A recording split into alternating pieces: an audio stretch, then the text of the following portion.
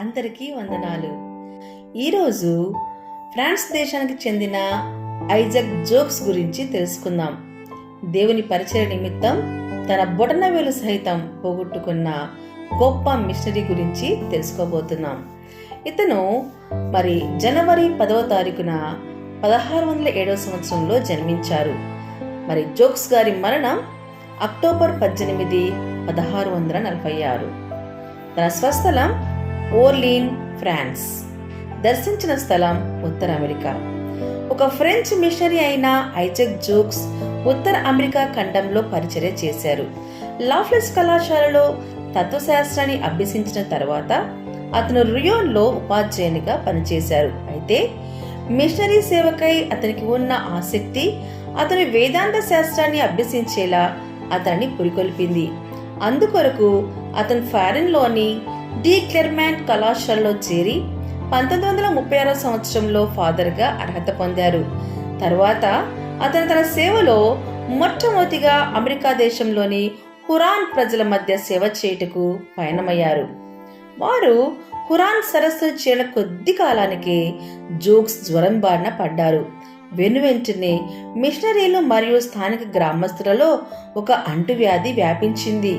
ఆ అంటువ్యాధికి కారణం మిషనరీలేనని గ్రామస్తులు వారిని నిందించి వారికి మరణ భయాన్ని కలిగించారు.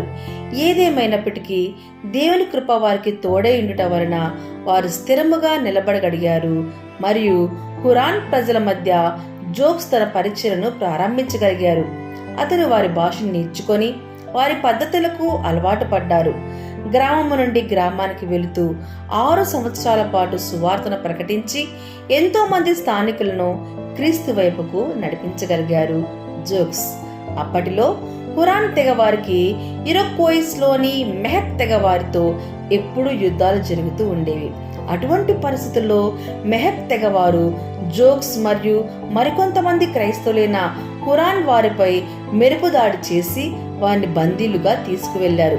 వారిలో కొంతమంది హురాన్ ప్రజలు తమ శత్రువుల చేతులలో ప్రాణాలను కోల్పోగా జోక్స్ ఎంతో దారుణంగా చిత్రవధ చేయబడ్డారు.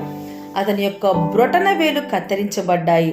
అటువంటి శ్రమల మధ్య కూడా అతను సువార్త వెలుగును ప్రసరింపచేయగా 60 మందికి పైగా స్థానికులు యేసుక్రీస్తును తమ స్వంత రక్షకునిగా అంగీకరించారు.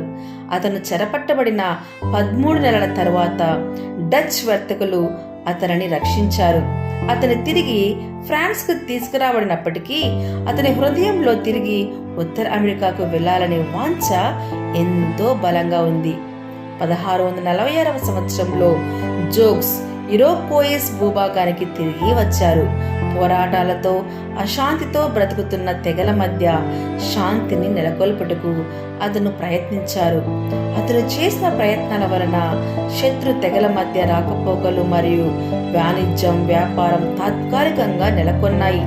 అయితే కొంతమంది తెగవారు మాత్రం కీడు కలిగించే ఏదో విదేశీ మాంత్రిక విద్యను సాధన చేసేవారిగా మిషనరీలను పరిగణించారు.